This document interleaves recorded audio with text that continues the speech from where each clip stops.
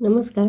दरवर्षी आपण आनंदाने ज्या सणाची वाट बघतो तो सण 29 जूनला येणार आहे, तो म्हणजे वटसावित्री.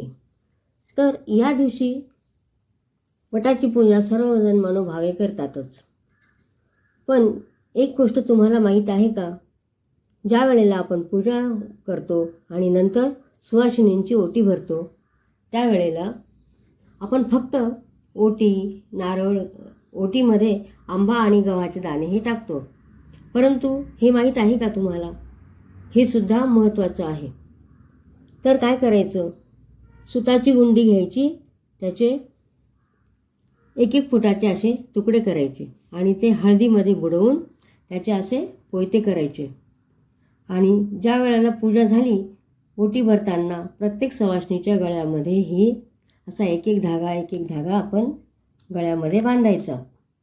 म्हणजे ओटी भरल्याचं जे पुण्य आपल्याला प्राप्त होतं तेच हे सुद्धा सौभाग्याचं लेणच आहे आणि ह्याच्याने सुद्धा आपल्याला तेवढंच प्राप्त होतं.